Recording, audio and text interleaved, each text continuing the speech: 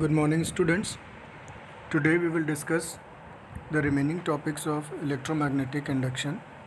And very first, we will take eddy currents. They are also known as Foucault currents. Eddy currents are generally currents produced on a bulk metal piece when it is placed in a changing magnetic field. What is important? There must be change in flux, and as we discussed earlier, flux can be changed by changing magnetic field. It can be changed by changing area inside the magnetic field, and it also can be changed by orientation of the coil. And here we can change the orientation of the metal piece, due to which there may be some change in area, and hence there must be some change in magnetic flux, which causes electromagnetic induction. And whenever there is EMF induction, there must be some current if circuit is closed. What I think, in case of metal piece, if it is placed in changing magnetic field, definitely EMF induced on the surface. As free electrons are present, there may be some motion of free electrons. Actually, the motion of free electrons is circular one, like whirlpools. And if it is like whirlpool, whirlpool means you can say some circulating currents. And circulating means the circles may be there, and concentric circles may be there, or maybe like a spring-like structure. The induced circulating or looping current produced in a solid metal due to change in magnetic field. What is important? Magnetic flux should change. In the metal are called eddy currents. Circulating means whirlpool-like currents. And suppose there is a metal piece, metallic block is there, and if there is a magnetic field, now the direction of arrows are different. That means field is not uniform one. If it is non-uniform, the circulating currents will be produced on the metal piece. And these circulating currents, like whirlpools, are known as eddy currents or Foucault currents. It is an effect of electromagnetic induction, but it happens only when there is a bulk material placed in a place where magnetic flux can change. Now, applications of eddy currents. These currents are useful, and in some other cases they are disadvantageous to us also. First one, in induction furnace. Induction means it is borrowed from the term electromagnetic induction. Furnace आपको पता है, furnace का मतलब है भट्टी या कोई ऐसी चीज़ जिसमें हीट प्रोड्यूस हो सके. Then in induction furnace, eddy currents are used for melting iron ore or etc. Any material which has high melting point can be melted by using induction furnace.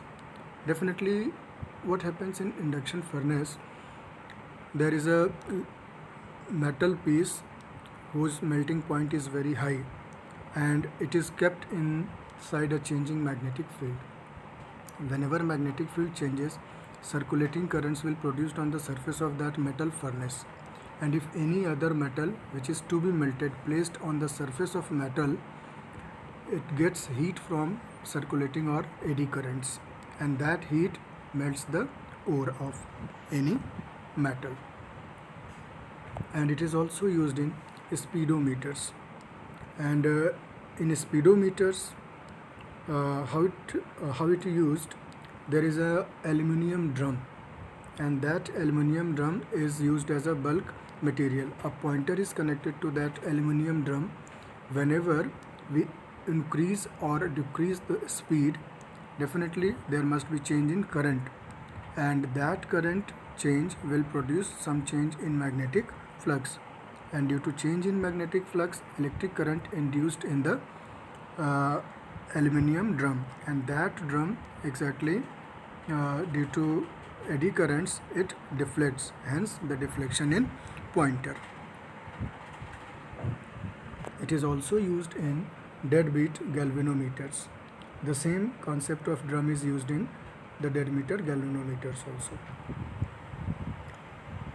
And it also used in electric brakes of the train. Eddy currents are produced to stop the rotation of the axle of the wheel. And why it stops? Again, you should remember that law, Lenz's law, which says that it opposes the cause which produces it. Therefore, in all three cases from 2 to 3, point number 2, 3, 4, this is only due to effect of Lenz's law. Now in energy meters, that is watt meters, these are the AC meters. Eddy currents are used to measure the consumption of electric energy, because in AC current, as it is bidirectional, you can't use DC meters to find out the current or energy. Therefore, energy meters are used which works on the principle of eddy currents. It is also used in diathermy. Diathermy means eddy currents are used for localized heating of tissues in human bodies. Diathermy is a kind of therapy, and it is used by physiotherapists. And in it also, eddy currents are used for localized heating. Again, there must be some metallic piece, and current should be varied to vary magnetic field, due to which eddy currents will produce, and they will produce some heat, and you can have some localized heating. Now we will discuss about self-induction. Again, the term induction, that means it is a part of electromagnetic induction. Self means by its own. That means it is something related to inherent effect. Inherent means किसी चीज़ का अपने आप में जो effect है उसको आप inherent effect कह सकते हैं. And definitely electromagnetic induction, it is generally we discuss in case of coils, circular coils or solenoids. Therefore, we will discuss it for a circular coil, maybe for a solenoid. Solenoid means a cylindrical coil. It says it is the phenomena of inducing EMF in the self coil due to a change in current, and hence the change in magnetic flux in the coil. Very much clear. It is phenomena of electromagnetic induction in a coil by itself. By itself means whenever current passes through a coil, definitely there is a duration in which current increases from 0 to maximum and from maximum to 0, and in these two durations there must be some variation in electric current, and that variation in electric current causes some change in magnetic field. If current increases, magnetic field also increases. Now this increasing magnetic field will increase magnetic flux. That means there is a change in magnetic flux. As we know, in the Faraday's laws of electromagnetic induction, the rate of change of flux causes EMF, is equals to EMF in fact, and definitely whenever there is change in current, EMF is induced. This phenomenon is known as self-induction because it happens in a coil due to its own factors. No other external factor is involved in it. Therefore, it is known as self-induction. Now the induced EMF, Lenz's law again, we can apply Lenz's law. The induced EMF opposes the growth or decay. Growth means increasing, decay means decreasing. Maximum to 0 is decay and 0 to maximum is growth of current in the coil, and hence delays the current to acquire the maximum value. Definitely if it is increasing, there is a opposition towards the increase of electric current, and vice versa. Self-induction is also called inertia of electricity, and it opposes the growth or decay of current. And the EMF induced in the coil is known as back EMF. There may be self-inductance. It is a constant term. And how can we find about self-inductance? Let us see. Now the magnetic flux phi is directly proportional to I, where I is electric current flowing through the coil. And definitely by introducing a constant, this equation becomes phi equals to L into I, where L is self-induction. Now the self-induction L can be phi upon I, where L is the constant, as I earlier told you. If I is 1, L equals to phi, and we can define self-inductance. And it is flux when unit current flowing through a coil. Self-inductance is defined as the magnetic flux linked with a coil when unit current flows through it.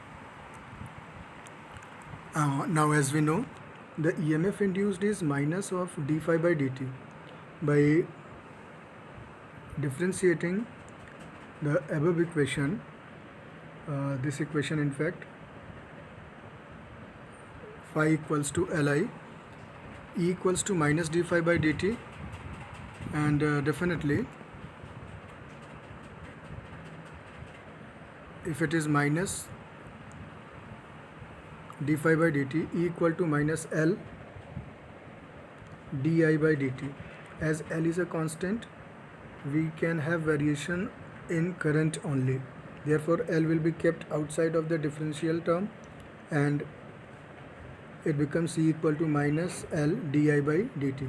Again, if di by dt is 1, L equals to E.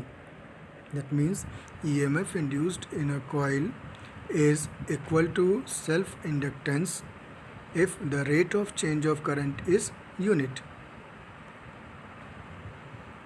And it is written here. Now the SI unit of inductance is Henry, and in symbolic form it is written by capital H, and in writing way it is HENRY. Again, the unit is based on name of a scientist. And self-inductance is said to be 1 Henry when 1 ampere current in a coil links magnetic flux of 1 Weber. Or in case of rate of change, it is also defined as 1 Henry. Inductance is said to be 1 Henry when unit rate of change of current induces EMF of 1 volt in the coil. Now, if you want to find self-inductance of a solenoid, then definitely, suppose this is a solenoid, and this is length of solenoid, A is area of cross section of solenoid. Let the current I is flowing through the solenoid. Definitely we have to find out flux, and after getting flux we may have expression for inductance. How can we find flux? In earlier chapters we discussed about magnetic field due to a solenoid along its axis, and it comes as B equals to mu naught N into I, and if it is multiplied with A, we will have flux. Magnetic flux linked across one turn of the coil is B into A, that is mu naught Ni into A, and small n is there, it is number of turns per unit length, and in terms of length it comes as mu naught capital N I A divided by L. Now the magnetic flux linked across n turns of the coil. As we know, the total number of turns in the coil is n. Therefore, the above expression is multiplied with n again. Then mu naught n square I A divided by L, and phi equals to L into I. Then if we remove I from the above expression, of phi, we will get L. And L comes as mu naught n square A divided by L. And in terms of number of turns per unit length, it is L equals to mu naught small n square A into L.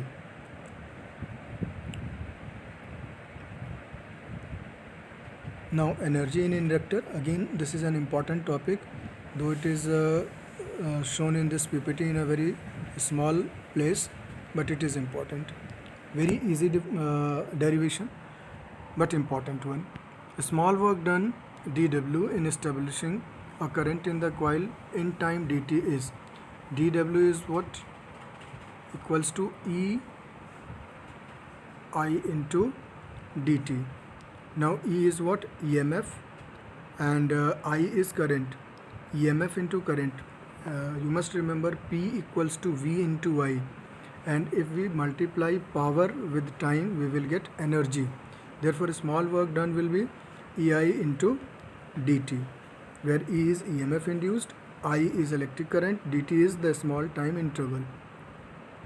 dW is what? E. At the place of E, we will have Li di, since E equal to minus L di by dt. If we place at the place of E L di by dt, dt and dt will cancel out, and we will have minus L di into dl. Therefore dW equals to Li di. I hope it is clear. I am repeating it again. Place E equal to minus L di by dt. dt and dt will cancel out. Minus and minus will get plus. L is there, I is itself is there, and dl. Therefore dW is what? Li di. Now the total work done, if current increases from 0 to I naught, that is maximum value, then the integration from 0 to I naught Li di, as L is constant, which cannot be integrated, kept outside, and integration I di will be I square by 2. By putting limit, we will have I naught square by 2 minus 0, and hence the final expression becomes 1 by 2 Li naught square. I am again repeating it. If we integrate Li di, L is a constant kept outside of the integration. Again we have I di. If integration of I di is I square by 2, and when we apply limit, I square by 2 is there, therefore L by 2 will kept outside. I square in the bracket, applying the limit from 0 to I naught.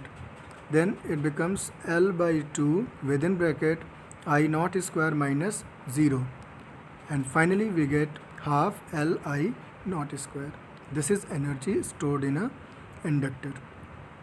I want to have some comparison with capacitor as well as inductor. In case of capacitor, we have half CV square. Energy is half CV square. In case of an inductor, it is half Li square. So there is a analogy between these two terms. Their capacitance into V square, here is inductance into I square. Half is present in both the expressions. Now, mutual induction. As we know, the mutual means it is something between two persons or two things. Therefore, definitely there must be two coils. In previous case, there is only one coil, but in this case, we have two coils.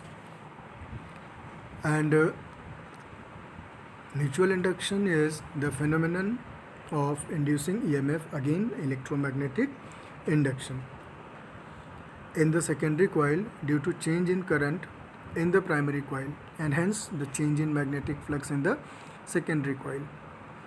And definitely we have to find EMF induced in secondary coil due to some changes in primary coil. The mutual inductance, again we have to formulate it. Phi 2 1, that is flux in second coil due to first one, is directly proportional to current in first coil, because whenever there is a change of current in first coil, the flux linked with second coil will change. Now phi 2 1 equals to M into I1, where M is mutual inductance. As we already discussed in case of self-inductance, there is L into I, here is M into I1. As two coils are there, therefore phi 2 1 and phi 1 2 will be also discussed. The same thing, M is the constant. Now how can we define M? With the help of above expression, if I1 equals to 1, then M equals to phi. That means it is flux linked with second coil if unit current is flowing in the first coil. Magnetic flux linked with the secondary coil when unit current flows through the primary coil. First means primary coil, second means secondary coil. Now how can we find EMF induced in the secondary coil? Again, the Faraday's law of electromagnetic induction. As we know, E equals to minus d phi by dt. Therefore, E2 equals to minus d phi 2 1 by dt. d phi 2 1 upon dt. Or E2 equals to minus M d I1 by dt. Again, the rate of change of current is involved. Now, if d I1 by dt is 1, then M equals to 1. Then we can also define mutual inductance with the help of this expression, and it says it is defined as the induced EMF set up in secondary coil when the rate of change of current in primary coil is unity. Again, the SI unit is same, Henry, and 1 Henry can also be defined in the similar way as in case of self-inductance. You can see last two lines. Now mutual inductance of two long coaxial solenoids. Suppose we have two solenoids. Coaxial means their axes are common.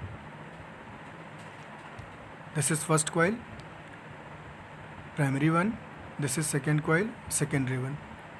Their axes are common. A galvanometer is there which is connected to the secondary coil. The length of the coil is L, area of cross section is A, current I1 is flowing in first coil. Magnetic field due to primary solenoid, definitely mu naught N1 into I1, where N1 is number of turns per unit length of first coil, I1 is current in first coil. Then magnetic flux linked across one turn of the secondary coil. Remember, secondary coil, one turn of the secondary coil, therefore B1 into A. As the coils are coaxial and their areas we are taking common, suppose if area of secondary coil, area of cross section of secondary coil is larger than the primary coil, then what happen? Definitely the area is more, but the effective area through which magnetic field present is equal to the area of primary coil. Therefore, if the coils have different areas, definitely we will take the area through which magnetic field is effective. B1 into A, then mu naught N1 I1 into A. And if we take total number of turns in primary coil, it comes as mu1 N1 I1 A divided by L, because small n1 is n1 upon L. Now the magnetic field flux linked across n turns of the secondary coil. Now it is to be multiplied with number of turns in secondary coil. Therefore mu naught N1 N2 I1 into A upon L. Total number of turns should be multiplied. But phi 2 1 is what? M21 into I1. Therefore except I1, all other things can be get together and it is equals to M21. M21 is mu naught N1 N2 A divided by L, and it is also mu naught N1 N2 A into L, because if it is N1 into N2 small, then N1 is what?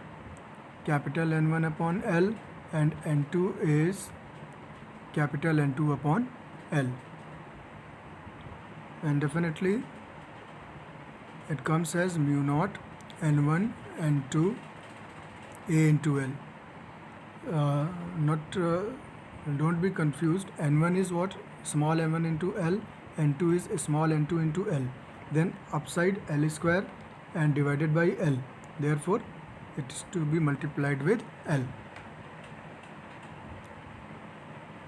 And definitely M12 is same as M21.